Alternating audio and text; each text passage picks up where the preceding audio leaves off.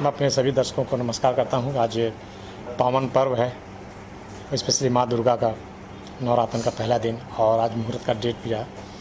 तो ये हम लोग जो महिमा जो दुर्गा माई करने जा रहे हैं पार्ट 2, उसमें काजल जी हैं और माधव जी हैं, मनोज टाइगर जी हैं और ऋचा दीक्षित जी, इन लोगों से भी बात हुई है। तो ये लोग अपने हम लोग करें महिमा दुर्गा माई, ये लोग 15 नवंबर के आसपास में हम लोगों का करने का प्लान है। उसके बाद संतोषी मैया रखिया लास्ट सिनुरबा के, तो ये जो करने जा रहे हैं ये हम लोग करेंगे दिसंबर के आसपास में।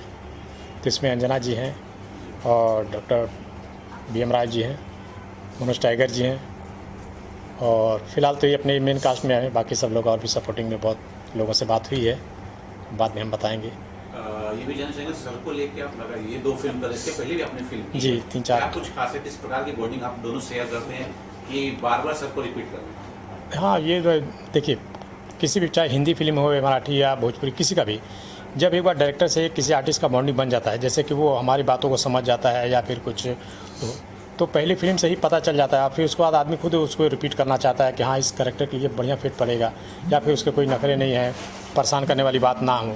तो बहुत सी चीज़ें मेल खाती हैं, अगर मेल खा जाती हैं तो फिर आदमी बार बार रिपीट करता है। आप किसी भी हिंदी फिल्म के भी डायरेक्टर को देखेंगे तो जैसे कि आप सुभाष घई को ही देखिएगा, वो जैकी श्रॉफ को लगातार रिपीट किए हैं, संजय दत्त को रिपीट किए हैं, आलोक नाथ जी को हर फिल्म में, अमरीश पुरी जी को हर फिल्म में। तो रीज़न क्या है कि उनसे उनकी बॉन्डिंग अच्छी हो जाती है, उनके साथ उनके नेचर के एक दूसरे से समझ जाते हैं, तो काम करने में बहुत आसानी हो जाती है। सर आपसे जानना चाहूँगा, सबसे पहले तो आपका लुक जो है मनोज वाजपेयी जी से मिलता है, तो पहले उस बारे में बताइए, कभी किसी ने कुछ बताया? एक्चुअली अगर मेरा लुक मनोज वाजपेयी से मिलता है तो इसमें तो मेरे माँ बाप का श्रेय है कि उन्होंने जो है मतलब उसमें उन्हीं लोगों का हाथ है। लेकिन यहाँ मैक्सिमम लोगों ने ये बताया कि आपका लुक जो है मतलब अगर थोड़ा सा किया जाए तो मनोज वाजपेयी से काफ़ी आप मिलते हैं। तो ये मेरे लिए आनर की बात है, वो भी बहुत बड़े एक्टर हैं, अगर उनकी परछाई भी मेरे अंदर आ जाए तो बहुत बड़ी बात है। और मुझे लगता है कि भाग्य तो कमोबेश सेम चल रही है, क्योंकि वो भी निगेटिव सेट से फिल्मों में शुरुआत किए थे और मैं भी निगेटिव सेट से ही फिल्मों में शुरुआत किया था। तो अभी वो भी हीरो कर रहे हैं, मैं भी हीरो कर रहा हूँ, तो काफ़ी सिमिलरिटी उनसे मिलती है मेरी। महिमा दुर्गा मैया के पहला पार्ट हो चुका है, किस प्रकार का रिस्पॉन्स आया और ये दूसरा पार्ट बन रहा है? हाँ, या उस बारे में बताइए। महिमा दुर्गा माई पार्ट 1 जो है उसमें एक्सपीरियंस इतना अच्छा रहा क्योंकि उसमें मेहनत जिस तरह से को आर्टिस्टों ने किया, उसमें कोई बहुत बड़ा नाम नहीं था एक्सेप्ट ऋचा दीक्षित जी के, चूँकि खुद दुर्गा जी का रोल उन्होंने प्ले किया है। बाकी उसमें बहुत लोकल के लोग थे और उसमें कोई बड़ा नाम नहीं था, लेकिन जितनी मेहनत से वो फिल्म बनी, एक अनजाना सा डर था कि क्या होगा क्या नहीं होगा, लेकिन जिस तरह से चैनल का रिस्पांस आ रहा है, जिस तरह से लोगों का रिस्पांस आ रहा है, जिस तरह का उसके गानों पे रिस्पांस आ रहा है, मुझे लग रहा है कि वो मील का पत्थर साबित होगी। सर ये 2 फिल्म बन रही है जी, दोनों धार्मिक ही बन रही है। जी जी जी, ऐसा नहीं हो सकता था एक कुछ अलग जोनर का मन था?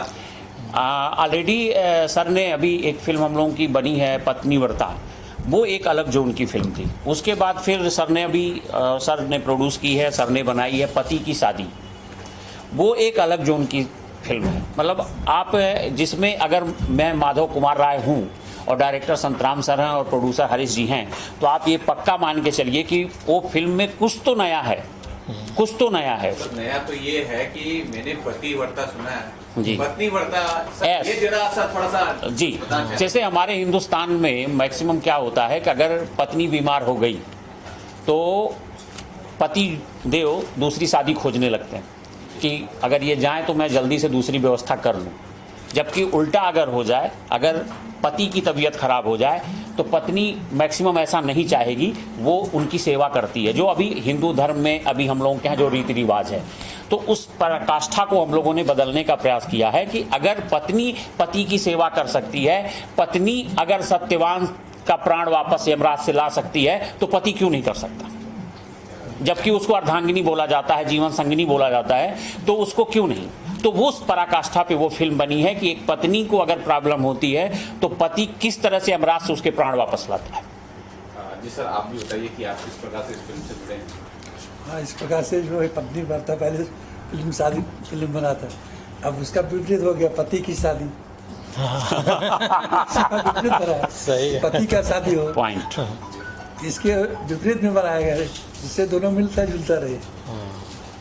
सर ये इसमें जय संतोषी माँ, उसमें आपका किस प्रकार का किरदार, थोड़ा सा दर्शकों को बता। जय संतोषी माँ में एक तरह से एक किरदार है कि जैसे एक आदमी है, वो अपने नशे में घमंड में चूर है, उसके लिए उसकी पत्नी मायने नहीं रखती है। मतलब एक वन लाइन में बता रहा हूँ कि पत्नी मायने नहीं रखती है उसके लिए, बाहरी चीज़ें, मुजरा गजरा सब उसके जितने भी इस कलयुग के अवगुण हैं सब हैं उसके।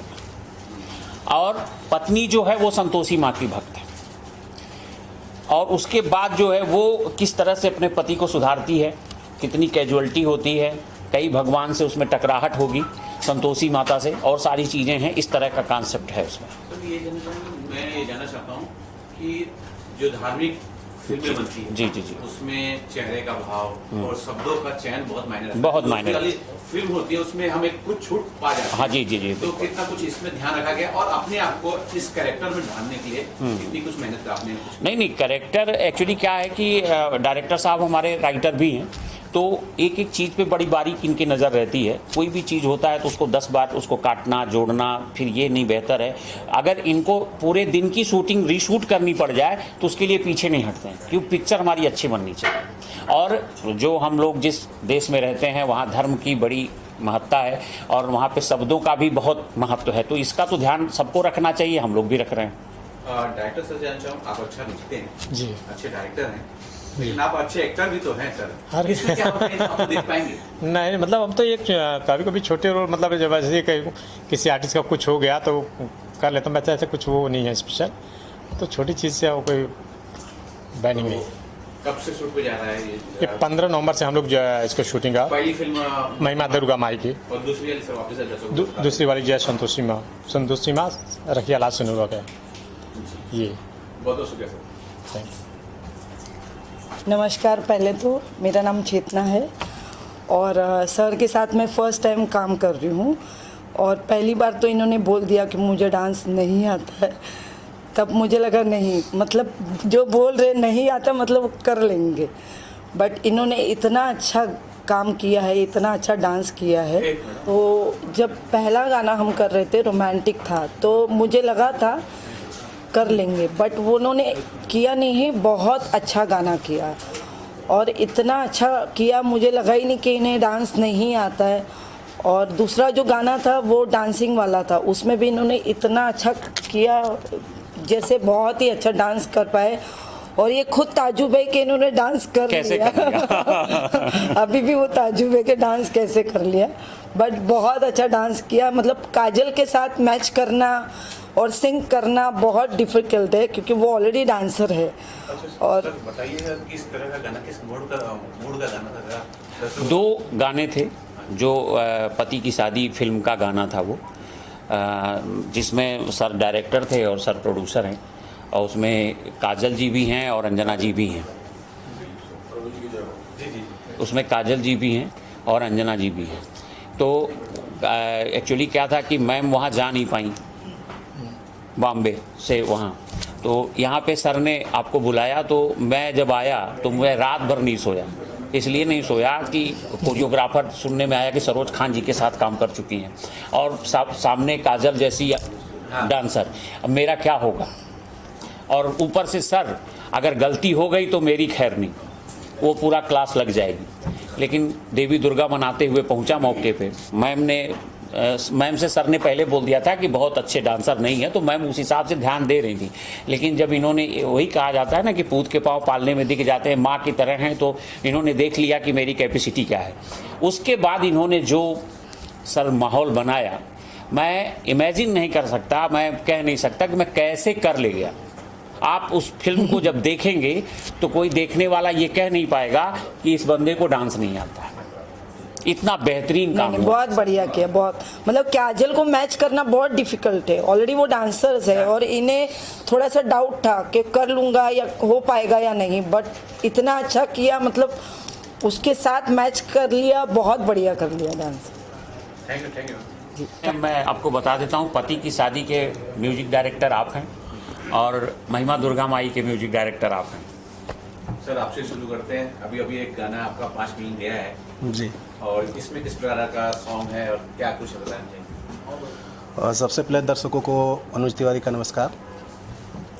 इस फिल्म में मैंने सर के कहने पे एक गाना बनाया जो कमर्शियल सॉन्ग था, आवा ढीबरी बुता के डांस करा। तो बहुत ही बेहतरीन सॉन्ग है, म्यूज़िक भी मैंने किया और मेन वॉइस भी मेरी है। फीमेल में प्रियंका सिंह जी गाई हैं, जो कि बहुत ही बड़ी सिंगर है प्रियंका सिंह भोजपुरी के लिए देखा जाए तो। और बहुत ही बेहतरीन सॉन्ग बना जो, और मुलाकात सर के थ्रू ही हुआ सब, लेकिन अच्छा गाना बना एकदम। और शूट कैसा हुआ वो तो सर अभी बताया कि बहुत अच्छा शूट हुआ है। जी सर, नमस्कार। अपनी जानकारी बताइए। सर मेरा एक फिल्म 5 तारीख को आ रहा है जो सर के माध्यम से है, और सर उसमें लीड किए हैं। पार्ट 2 का पोस्टर भी देख रहे हैं तो पार्ट 1 आया है, 5 तारीख को आएगा। उसमें गाने अच्छे हैं, बेहतरीन है। और आने वाली जो फिल्म आ रही है उसमें कोई आपके संगीत या कुछ आने वाला है उसमें? जी जी एकदम बेशक रहेंगे सर। बिल्कुल, आप दोनों मिल के उसको करेंगे। हम और अनुज भाई दोनों जन मिल के कर रहे हैं। Thank you sir. Thank you.